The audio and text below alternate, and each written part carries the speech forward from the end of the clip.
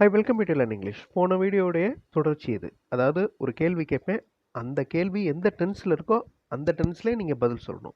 Who has given this? My father has given this. இது present perfect டென்ஸில் இருக்குது. அதே மாதிரி டிட் யூ நோ? இது பாஸ்ட் டென்ஸில் இருக்குது இந்த கேள்வி. நீங்கள் ஆன்சர் நோன்னு சொல்லணும். No, I did not know. Okay, இந்த மாதிரி. அதே மாதிரி இஸ் இட் ஒர்க்கிங்? இது வேலை செய்து கொண்டிருக்கிறதா? இது ப்ரெசன்ட் கண்டினியூஸ் டென்ஸில் இருக்குது.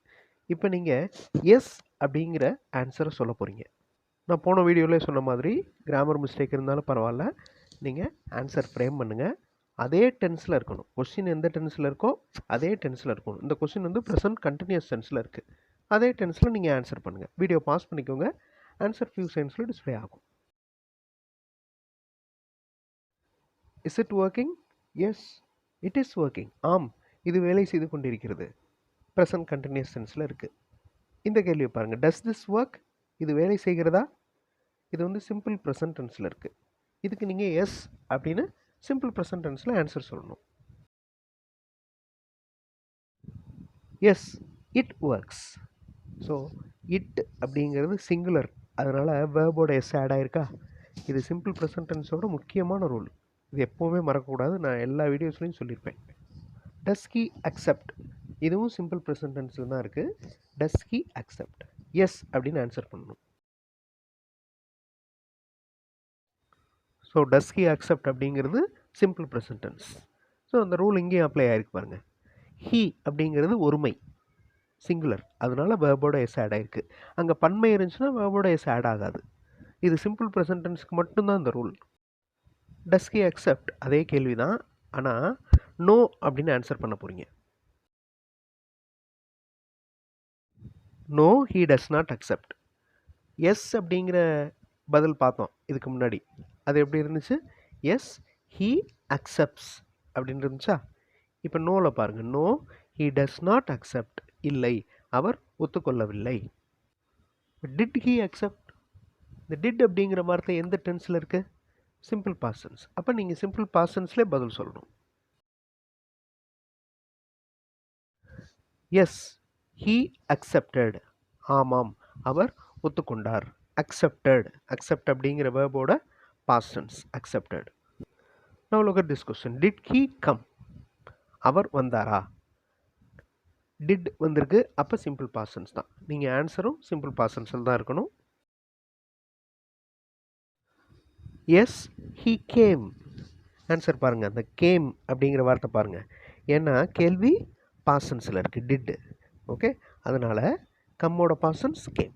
S, he came. ஆம், அவர் வந்தார். இப்போ did he come? அவர் வந்தாரா?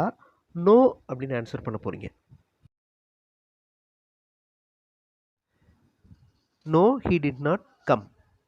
எஸ்ன்னு வந்தப்போ கேம் அப்படின்னு வந்துச்சுல, எஸ், ஹீ கேம் அப்படின்னு சொன்னோம். ஆனால் நெகட்டிவ் பாருங்கள். No, he did not come. இல்லை, அவர் வரவில்லை. ஸோ இந்த ரூல்லாம் நீங்கள் கரெக்டாக ஞாபகம் வச்சுக்கணும். இன்னும் இதே டைப்பில் எக்ஸாம்பிள்ஸ் பார்க்கலாம். அப்போ உங்களுக்கு ஈஸியாக மனப்பாடமாயிடும் அந்த ரூல். Did it run? இது ஓடியதா? இப்போ டிட் வந்திருக்கு, சிம்பிள் பாஸ்ட் டென்ஸ். அப்போ எஸ் அப்படின்னு சொல்ல போகிறீங்க.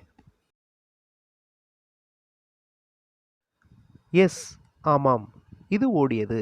It ran. ரன்னோட பாஸ்ட் டென்ஸ் ரேன். நெகட்டிவ் வந்துச்சுன்னா எப்படி வரும்? No, it did not run அப்படின்னு வரும். Does he write? அவர் எழுதுகிறாரா? டஸ் வந்திருக்கு, ஸோ சிம்பிள் ப்ரெசன்ட் டென்ஸ். அப்போ சிம்பிள் ப்ரெசன்ட் டென்ஸோட முக்கியமான ரூலை நீங்கள் அப்ளை பண்ணணும். எஸ் அப்படின்னு சொல்லுங்கள் answer. Yes, he writes. He singular இருக்கிறதுனால வெர்போட எஸ் ஆட் பண்ணியிருக்கோம். Yes, he rights. ஆம், அவர் எழுதுகிறார்.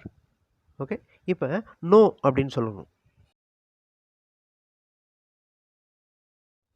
No, he does not write. Yes வந்திருந்தப்போ எப்படி இருந்துச்சு? Yes, he writes. ரைட்டோட எஸ் ஆட் ஆயிருந்துச்சு. இப்போ நோ வந்திருக்கிறப்ப no, he does not write. Okay, இல்லை, அவர் எழுதவில்லை. இதனுடைய டிஃபரன்ஸை நல்லா தெரிஞ்சு வச்சுக்கணும். Do they eat? அவர்கள் சாப்பிடுவார்களா?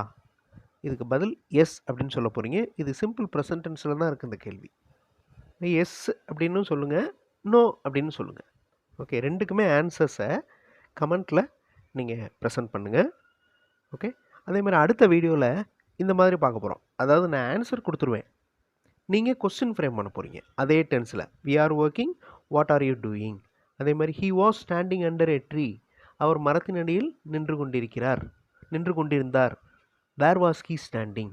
பாஸ்ட் கண்டினியூஸ் டென்ஸில் கேள்வி ஃப்ரேம் பண்ண போகிறீங்க அடுத்த வீடியோவில். ஸோ இந்த மாதிரி சிம்பிளான ப்ராக்டிசஸ் பண்ணிகிட்டே இருங்க, கண்டிப்பாக உங்களுக்கு டெவலப்மெண்ட் இருக்கும். தேங்க்ஸ் ஃபார் வாட்சிங் and thanks for your valuable comments.